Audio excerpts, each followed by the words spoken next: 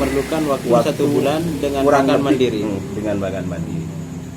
Jadi kalau keuntungannya itu gimana, Pak? Ya jelas lebih besar lah kalau dapat yang seperti ini. Assalamualaikum warahmatullahi wabarakatuh, sahabat Lele Super Madura. Kali ini saya sedang sowan ke salah satu senior yang juga guru saya dalam pembuatan pakan mandiri dan lain-lain. Nah, saya sekarang sedang berada di Pamekasan, tepatnya di kediaman Bapak Zahra. Ya, Pak ya? Ya. Gimana kabarnya, Pak? Alhamdulillah. Alhamdulillah. Untuk pertemuan kali ini saya ingin bertanya kepada Pak Zahra mengenai tentang penjualan lele, terutama di Kabupaten Pamekasan ini, Pak. Ya, alhamdulillah masalah penjualan di Kabupaten Pamekasan lancar. Dan juga peminatnya itu semakin bertambah setiap harinya itu. Dan alhamdulillah juga budidaya di Pamekasan ini semakin banyak, dan juga hasil lirinya ya terserap dengan sempurna. Jadi begini, Pak, kalau untuk pemasaran di Kabupaten Pamekasan sendiri gimana, Pak, untuk pemasaran lele? Ya alhamdulillah lancar mas.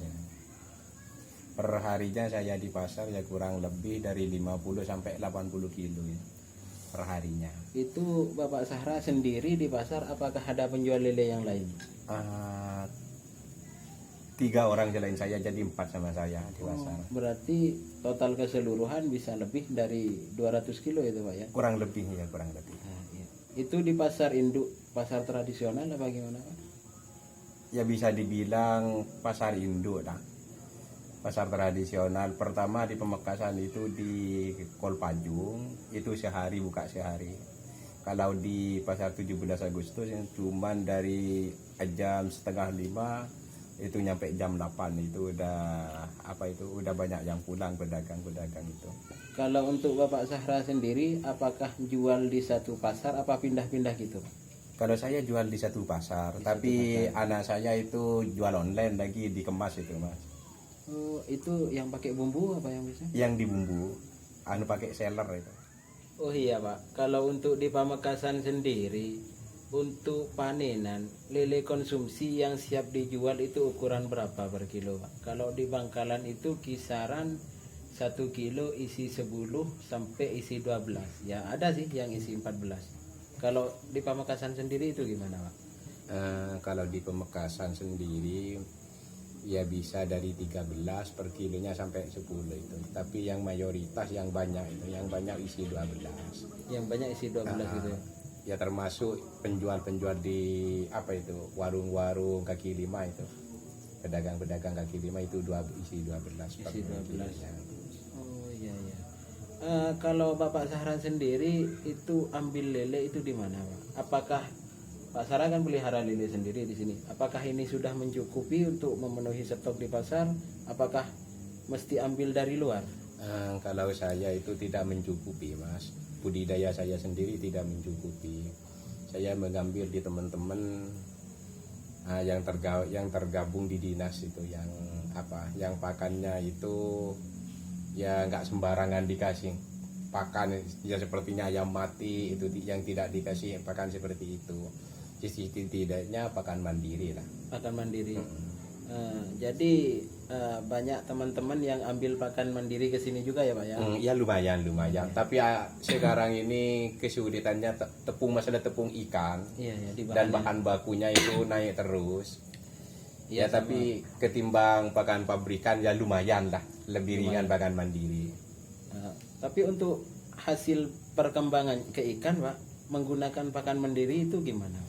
Ya saya pernah coba mas ya, saya satu kolam itu asalnya satu kolam itu dijadikan 2 kolam dengan takaran yang sama, dan kasih pakannya yang kolam ini dikasih 1 kilo, yang pakan mandiri juga dikasih 1 kilo. Itu selisihnya setelah panen cuma 4 kilo, ketimbang lebih banyak pakan pabrikan 4 kilo. Cuman selisih 4 kilo. Selisih 4 kilo. Waktu itu hasilnya berapa kilo, Pak, untuk panenan? Yang Kalau enggak salah ya, satu kolamnya itu 1 kintal 40 yang pakan pabrikan, yang punya saya yang dikasih pakan mandiri itu pokoknya selisih 4 kilo lah. Selisih 4 kilo. Iya. Jadi kita kalah 4 kilo. Kalah 4 Cuman kilo. 4 kilo. Nah, tapi kan di harga kita menang banyak kan. Menang banyak ya, iya, Pak. Iya, Pak. Saya pernah dengar itu dari dinas provinsi waktu main ke rumah, waktu kontrol ke rumah itu, Pak. Beliau cerita tentang Pak Sahra. Katanya sih Pak Sahra ambil panenan lele yang hampir panen. Jadi waktu itu ada petani yang belum waktunya panen, cuman pengen panen. Jadi menghubungi Pak Sahra. Nah, terus itu diambil Pak Sahra. Setelah itu Pak Sahra ngasih pakan mandiri ke lelenya. Dan keuntungannya itu lumayan. Apakah benar itu? Oh iya, iya Mas, ya benar itu.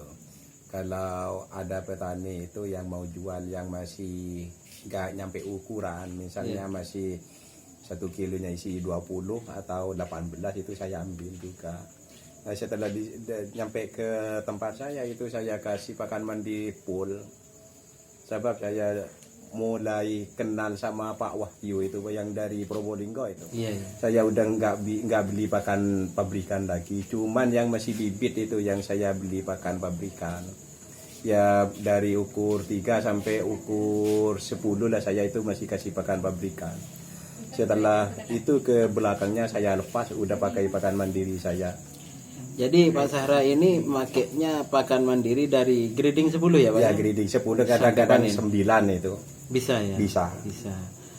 Kalau untuk yang tadi itu Pak, yang Pak Sahra ambil panen sebelum waktunya itu kira-kira 1 kilo isi 18, itu setelah ditimbun di sini memerlukan waktu berapa hari itu Pak? Ya biasanya kalau seukur 18 1 kilonya, tapi kalau ikan itu masih muda lah, tidak kerdil, itu saya cuma membutuhkan waktu paling lama itu 25 hari itu. Itu sampai ukuran sampai 1 berapa? bulan. Sampai 1 bulan itu ada yang ukur 10. Dari pokoknya variasi dari 13 sampai 10 itu. Dari ukuran 18. Pak. Memerlukan waktu 1 bulan dengan makan mandiri. Dengan makan mandiri.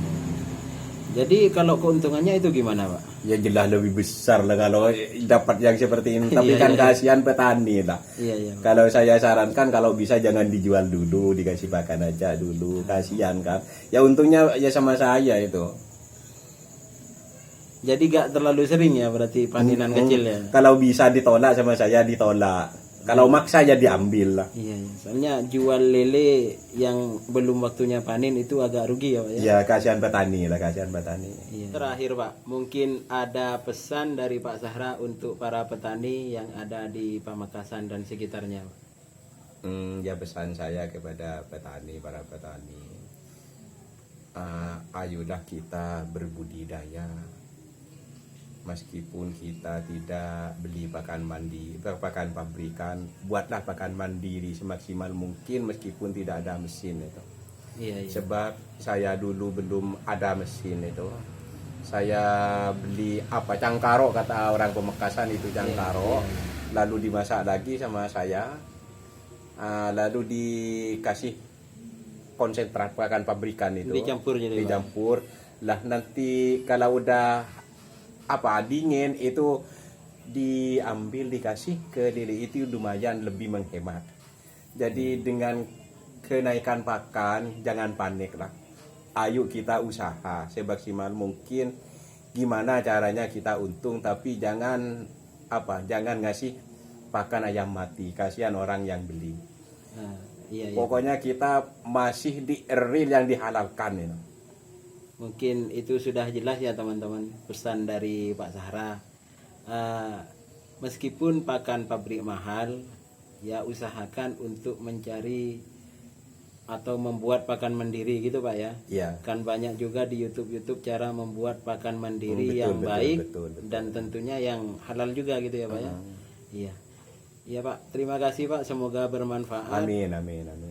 Sahabat Lili Super Madura, mungkin cukup sekian pertemuan kali ini. Semoga bermanfaat bagi kita semua. Sampai jumpa di video berikutnya. Assalamualaikum warahmatullahi wabarakatuh. Waalaikumsalam warahmatullahi